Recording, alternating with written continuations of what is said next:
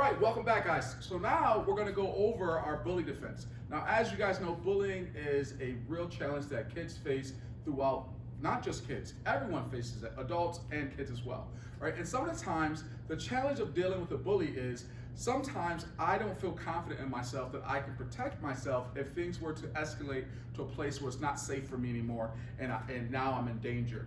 So what we like to do in our beginner basic and in our white belt training course we're doing for you now is we're going to teach you some very simple fundamental things to help keep yourself safe, but also not have you automatically engaging into what's considered the fight.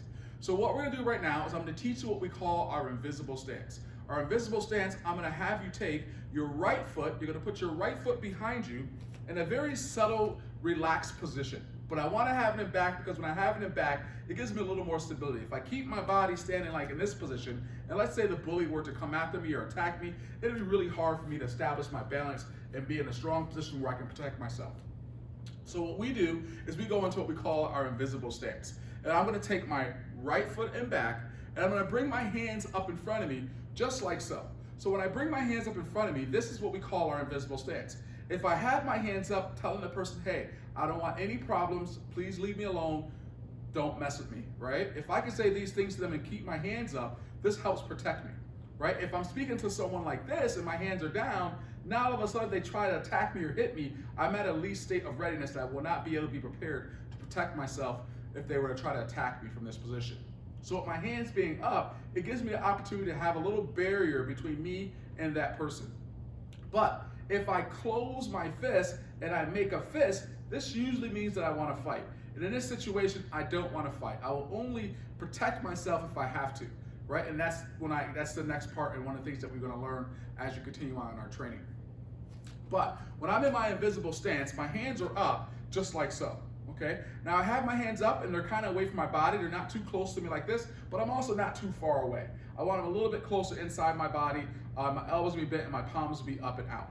All right, now the first thing we're going to work on is what's called an outside block. Okay, the outside block is someone were to swing towards your head and try to hit you with more of a wild or swinging type of motion. Okay, what I'm going to want to do is I'm going to want to protect myself by bringing my hand up to protect myself. So what I do from this position is, when I say one, with your left hand, I want you to bring it up to the outside, just like so.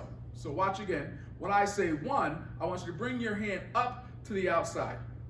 When I do this, I want to make sure I have a good frame across the top of my arm, and my elbow is bent and my arm is bent a little bit, right? So I don't have it pushed all the way out like this, but also don't have it right here, because as you can see, if I had it there, I could still get hit. I want about just like that. If I were to think of like a tip of a house, if I had how a house is built, the roof of the house, this would be one side of that house. You see how it's kind of bent on that angle? That's what I want to try to do. So that's my position one or my block one. And I'll come back, all right? So watch us do that again. When I say one, I want you to bring that hand up over your head. Ready? One. Bring it right over your head. Good. And back. Ready? One. Over the head. And back. Excellent. One. Over the head. And back. One more time. One. Over the head. And back. All right. Now we're going to go to side number two. Okay, side number two is going to be with my other hand, and now I'm just doing the other side of that house, right? So I'm coming up, boom, on the other side of the house. Remember I said if I have my hands up, this is what will look like a tip of a house. That's where I want my two hand to be. All right, it's going to be on that side. Okay, so again, the strike is coming from this angle. It's a wide strike. My hands are already up, so I'm kind of prepared to protect myself.